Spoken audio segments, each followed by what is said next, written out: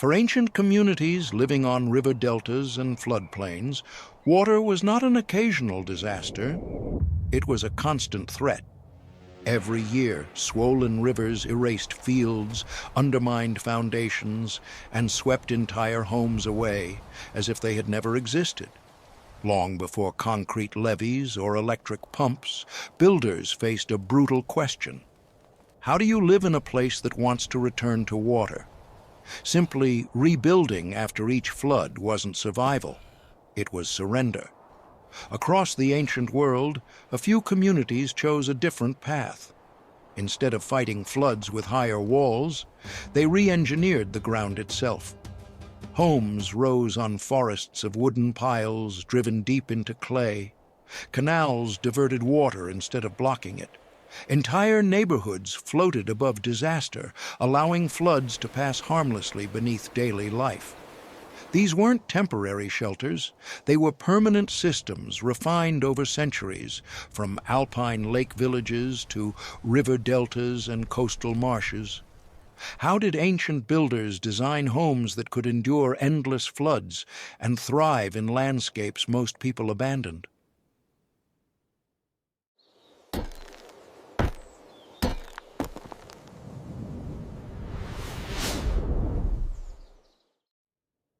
Part 1. The water is a patient enemy. It does not sleep. It does not forget the paths it has carved over millennia. For the communities clinging to the world's great deltas, coastlines, and river valleys, this was the fundamental truth. Before steel, before concrete, before the hum of electric pumps, survival depended not on conquering the water, but on outwitting it. This is the story of how ancient builders, faced with the relentless threat of flood, engineered homes that could endure the endless rise and fall of the tides. It is a story of ingenuity born from desperation, of structures built not on dry land, but on the very edge of disaster. Our story begins in the mind of a builder, a composite figure we will call Kaelan, a master craftsman around 850 CE. His world exists in the shadow of great civilizations. In distant Mesopotamia, the Sumerians had begun transforming floodplains as early as 5000 BCE. By 4000 BCE, their civilization flourished in southern Mesopotamia, and by 3500 BCE, they had developed sophisticated irrigation networks. Kaelan lives in a settlement nestled in a vast marshy delta, a place of immense fertility and constant peril. Every year, the thaw from distant mountains swells the rivers, and for weeks his world dissolves into a murky sea. Traditional homes, built of wattle and daub on low earthen mounds, testify to a cycle of loss and rebuilding. Each year, floodwaters creep higher, rot eats at foundations, and homes are swept away. The elders speak of gentler, more predictable floods. But something has changed. The warnings lie not just in the water's height, but in its cold, relentless persistence. In 855 CE, Kaelan watches the waters claim his neighbor's home, a structure he helped build 5 seasons prior. In ancient Egypt, between 1550 and 1292 BCE, during the New Kingdom, engineers had adopted the shaduf to control floods, lever-based device magnifying human effort. The earthen platform, saturated and weakened, melts back into the swamp. He sees the family's faces, their possessions lost, security shattered. It is a familiar ritual of communal grief. But for Kaelan, something shifts. Accepting this fate feels like a failure of imagination. He looks at his tools, stone adze, bronze chisel, wooden levers, and sees not just instruments for rebuilding, but for creating something that can withstand the water's siege. That evening, as water laps near his doorstep, tension fills the air, thick as marsh fog. It is the tension between tradition and survival, between failing ways and an unknown path. The next flood is less than a year away. The challenge is not merely to build higher, but smarter. His journey he starts with a radical idea. What if the home did not fight the water, but rose above it? He has heard tales from traders of communities living in homes on a forest of timber legs. He travels to the high alpine lakes, where, as early as 5000 BCE, the first pile-dwelling settlements were conceived. These ancient builders had witnessed the wheel's invention around 3500 BCE. By 4300 BCE in Switzerland, entire villages stood on wooden foundations, a technology enduring for millennia. On marshy shores of lakes, swelling with snowmelt, he sees remnants of ancient villages. Archaeologists would later identify 111 such sites across the Alps, a technology enduring over 4.5 millennia, ending around 500 BCE. The early Neolithic period saw first experiments around 5000 BCE, but during the early Bronze Age, approximately 2000 BCE, settlement activity intensified. By the Middle Bronze Age, around 1500 BCE, these communities had perfected their craft. These were not built over water, but on damp, unstable Kaelan studies the technique. The genius lies in its simplicity. A foundation of driven poles lifts living space clear of ground dampness and water's reach. He returns to his village, mind alight with this vision. His first attempts are clumsy, met with skepticism. Village elders, led by traditionalist Malik, are wary. The earth is our foundation, Malik argues. To abandon it is to float without anchor. These are foreign ways. The conflict is stark. Kaelan proposes a fundamental shift in their relationship with the environment. To defy tradition risks ostracism, but to follow it accepts inevitable loss. He gathers younger builders, those who have lost most to floods, and begins his first experiment. A small granary, lifted a full man's height on thick alderwood stilts. Part 2. The stilted granary becomes a focal point for the village. Kaelan and his team work tirelessly, adapting alpine principles to their swampy terrain. They learn through failure. Their first piles, not driven deep enough, begin to lean in soft, waterlogged soil. A tension moment arrives when a platform section collapses during construction, injuring one of his men. Malik and the elders see it as a dark omen. "The spirits of the marsh are angry," Malik proclaims, but Kaelan sees it as structural failure, not spiritual. The ground here is softer, the water more pervasive. The piles must go deeper, into the firmer clay layer beneath the silt. He recalls tales from the Caribbean, where the Taino people faced violent, unpredictable storm surges from hurricanes. Long before Columbus's arrival in 1492 CE, these communities had developed elevated living. Archaeological evidence from Los Buchillones reveals occupation between 900 and 1200 CE, the first major wet interval in the region. At Los Buchillones in Cuba, discovered by archaeologists in the 1990s CE, entire villages were built on stilts over shallow lagoons. Approximately 40 dwellings were discovered, submerged in about 1 meter of water. A second major dry period would arrive around 1650 CE, during the Little Ice Age peak. The Taino understood the greatest danger was not rain, but the sea itself rising to swallow the land. Their stilt houses, or bohíos, were a direct, elegant response. Kaelan understands the parallel. Though the flood's cause differs, the solution is the same. Elevation is the first law of survival. He and his team redouble their efforts. They use longer, stronger timbers, fashioning a crude pile driver using levers and counterweights, magnifying the force of their labor. The work is grueling. They drive piles more than 10 feet into the muck until they feel the unmistakable resistance of hard clay. They learn to brace piles against one another, creating a rigid, interlocking web of support. By the time first rains begin in 856 CE, the granary stands complete, looking strange and alien amidst low, earth-bound huts. It is a symbol of defiance, a wager against the water's power. Villagers watch, hope and fear in their eyes. Malik remains silent, his face a mask of disapproval. As the river swells, the landscape begins its annual transformation. Canals and streams disappear, merging into a single vast sheet of water. Lower fields go first, then pathways. Water creeps up earthen mounds of traditional homes. This year, the flood is higher than any can remember. Tension in the village is no longer about Kaelan's strange building. It is raw, primal fear of rising water. One by one, earthen platforms of old homes fail. Water undermines them, and mud brick walls, saturated and heavy, collapse into the flood. But the stilted granary stands firm. Water flows harmlessly between its timber legs, stored grain held safe and dry, high above the deluge.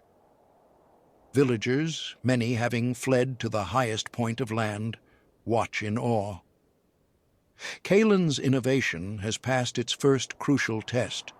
The sight of the intact granary, an island of stability in a world of water, is a powerful argument against tradition. Even Malik cannot deny what he sees. The crisis has validated the new way. Kaelan knows this is only a partial victory. Saving grain is one thing, saving people is another. A home is more than a storehouse. He also sees a new problem. The force of flowing water, diverted around rigid stilts, is now scouring the earth around them, threatening to undermine even these deeper foundations. Simply rising above the water is not enough. The water's power must be managed, guided, and harnessed. His mind turns to ancient legends from the land between two rivers, Mesopotamia. Part 3.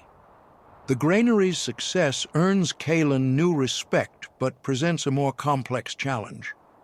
Villagers now look to him not just to save food, but to save their homes, their way of life. He knows a village of stilt houses is possible, but the scouring effect of the current remains a critical flaw. A single building could survive, but a whole forest of them might create unpredictable, destructive currents. He needs to control the water's flow, not just evade its height. This leads him to study the ancient wisdom of the Sumerians, who, as early as 4000 BCE, began transforming the unpredictable, flood-prone lands between the Tigris and Euphrates into the cradle of civilization. Mesopotamia's problem was one of extremes, devastating spring floods followed by months of arid heat. Survival depended on controlling this cycle. The earliest settlements date to around 5000 BCE, but around 3500 BCE they began constructing vast networks of levees and canals. By 3000 BCE, advanced canal systems were in full operation. Archaeological evidence reveals major flood events around 2900 BCE that tested these early systems, forcing engineers to refine techniques. By 2500 BCE, the Sumerians had established sophisticated water management infrastructure. Kaelan learns their techniques. They built massive earthen dikes, reinforcing them with baked mud bricks and sealing them with bitumen, a natural asphalt providing a waterproof barrier. These levees were not just defensive walls, they were tools. During high flood seasons, sluice gates would be opened, allowing nutrient-rich water to flow into irrigation canals, watering fields. During dry season, they used the shaduf, a lever-based device to lift what inspired. Kaelan begins to map his settlement's watershed. He sees how floodwaters pour through the delta in a few main channels before spreading out. His new idea is ambitious: to dig diversionary canals and build low levees, not to stop the flood, but to guide it. He wants to slow the water down, spread its force, and direct it away from the settlement's core. This is a project far larger than the granary, requiring the entire community's labor. He presents his plan to the village council. Malik, humbled by the granary's success but still cautious, questions the scale. "You want to redirect the river itself? This is work for gods, not men." This is the next moment of tension, the fear of hubris. Is Kaelan overreaching, attempting something so vast that its failure would doom them all? But the memory of the last flood is too fresh. The council agrees. The year 857 CE is one of immense toil. Under Kaelan's direction, the community works together, digging the main canals with bronze-tipped shovels and woven baskets. They build up the levees, compacting the earth, weaving them with reeds for strength. It is a massive undertaking that reshapes their landscape. They integrate the plan with the new houses they build, each one now on stilts, but clustered in areas protected by the new earthworks. They are no longer just building structures, they are designing an ecosystem. The following year, 858 CE, the flood comes again. Kaelan knows that his system is being tested against forces that have shaped civilizations for millennia. In distant Venice, refugees had first fled to the Lagoon Islands in 452 CE, when Attila the Hun sacked Aquileia, one of the great cities of the Roman world. By 466 CE, these island communities had established their first system of self-government, meeting in grado to work out a rudimentary system of tribunes. The fall of the Western Roman Empire in 476 CE had driven even more refugees to these marshy sanctuaries, fleeing the chaos of the collapsing imperial order. This time, the village is ready. The main force of the river, instead of crashing against their homes, is caught by the new diversionary canal and guided into a wide, shallow basin on the edge of their territory. The smaller canals fill slowly, the water's velocity reduced to a gentle crawl. The stilt houses stand in placid water, the scouring effect all but eliminated. The system works. But the water is a relentless teacher. For several years, the system holds. The community thrives, harvests secure, homes safe. But in 865 CE, a new crisis emerges. It is not a flood of water, but a crisis of the land itself. The ground, a mixture of silt and peat, is slowly compacting under the settlement's weight. The houses, even on deep piles, are beginning to sink. The carefully calculated canal levels are shifting, threatening the delicate hydraulic balance. The very land they live on is unstable. The solution, Kaelan realizes, cannot just be on the land or above it. It must be of the land. He needs to build not just houses, but the ground itself. His quest takes him in spirit to two remarkable water-bound cities, Tenochtitlan and Venice. Part 4. The slow sinking of the settlement is a more insidious threat than the annual flood. It is a creeping, almost imperceptible failure threatening to undo all of Kaelan's work. The stilt house foundations, though deep, are not immune to gradual marshland compression. The crisis reaches its peak in 870 CE, when a major levee section subsides, causing a breach that floods a newly built residential cluster. Kaelan reflects on the long history of communities battling this same problem. In Venice, the Byzantine Emperor Justinian I had launched his campaign for Italy's reconquest in 535 CE, beginning the Gothic War. By 539 CE, Ravenna had fallen, and Venetia and Istria belonged to the Byzantine Empire. The Exarchate of Italy was established in 567 CE, based in Ravenna. In 568 CE, the Lombard invasion drove massive numbers of refugees to the lagoons, transforming these marginal lands into centers of survival and innovation. The failure is not as dramatic as the floods of old, but more terrifying. It suggests their Kaelan is near despair. He has taught his people to rise above the water and guide its flow, But how can they fight the slow, crushing weight of their own existence? His mind drifts to stories of the Aztec capital, Tenochtitlan, a city built in the middle of a lake. He learns of their incredible invention, the chinampa.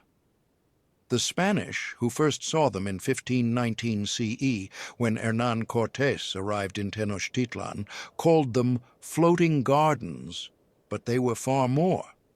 The chinampa system, which archaeologists have dated back to at least 1250 CE, during the Middle Post-Classic period, was a method of creating new, fertile land in the middle of a swamp.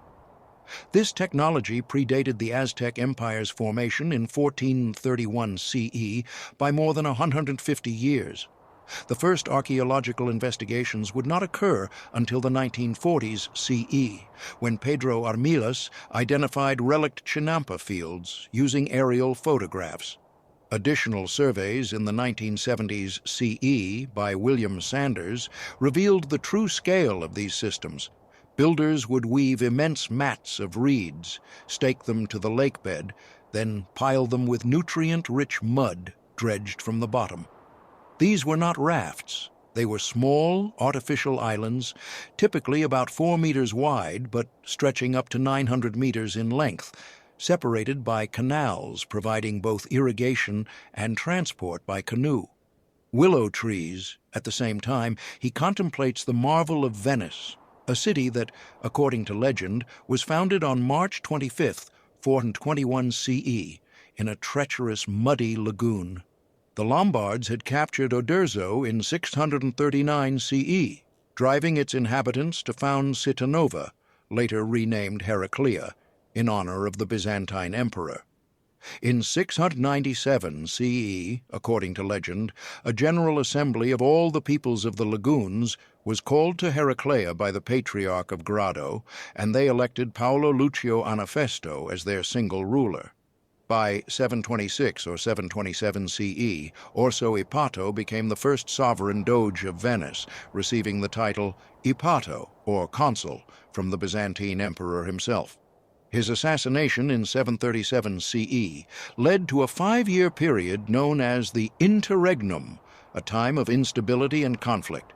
Teodato Ipato was elected doge in 742 CE and transferred the seat of government from Heraclea to Malamocco, a strategic move that would shape the city's future. Around 780 CE, the Rialto Islands began to be permanently settled, marking the true birth of the city Caranto, beneath. They drove them so close together that they formed a solid, petrified mass. The lack of oxygen in the mud prevented the wood from rotting. Instead, over centuries, it absorbed minerals from the water and became as hard as stone. On top of this unshakable platform, they laid a foundation of Istrian limestone, and only then did they begin to build their city. In 810 CE, King Pepin of Italy besieged Venice for 6 months, but his army was ravaged by the diseases of the swamps, malaria, dysentery, and fevers, and was forced to withdraw. Pepin died shortly thereafter, and the city's survival was assured. Agnello Participazio was elected doge in 811 CE, and his house on the Campiello della Casson became the first doge's palace, a structure resting on thousands of wooden piles driven 4 meters deep into the lagoon floor. By 828 CE, the relics of Saint Mark the Evangelist arrived in Venice, stolen from Alexandria in Egypt by the merchants Bono da Malamocco and Rustico da Torcello, giving the city its patro. This is Kaelan's moment of ultimate insight. The solution is to fuse these two monumental concepts. They will not just build on piles, they will use the piles as a skeleton to create new, stable land. The final phase of construction begins in 871 CE. Kaelan understands that he is part of a continuum of innovation stretching back thousands of years. It is the most complex yet. First, following the Venetian model, they drive dense clusters of piles deep into the Caranto clay layer in the areas designated for new homes. But instead of building directly on top, they use these pile clusters as retaining walls. Following the Chinampa principle, they weave immense lattices of reeds and branches between the piles, forming huge contained cells. Then, the entire community works to dredge mud and silt from the canals and the surrounding marsh, filling these cells layer by layer. They are, in effect, building their own islands, anchored by a petrified skeleton. On top of this new solid ground, a hybrid of Venetian foundation and Aztec land building, they construct their homes. They are no longer simple stilt houses, but sturdy, timber-framed dwellings on a platform that is both elevated and immensely stable. The system is complete. It is a three-tiered defense. The canals and levees manage the water's flow. The elevated, man-made islands keep the homes permanently above the flood level, and the deep pile foundations anchor everything to the unyielding clay below. When the Great Flood of 875 CE arrives, a flood spoken of for a century afterward, the settlement stands serene and untouched. The system has proven itself against the same forces that had challenged builders since the Neolithic period. The water flows through its managed channels, the homes rest securely on their artificial ground, and the people are safe. The innovation has not just saved their lives, it has created a permanent, resilient home in a world that was once trying to wash them away. Part 5. The decades following the Great Flood of 875 CE are a time of unprecedented security and prosperity for Kaelan's community. The integrated system of canals, artificial islands, and deep foundations becomes the blueprint for generations to come.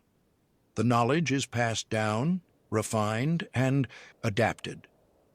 The settlement expands, not by conquering the marsh, but by weaving itself into it.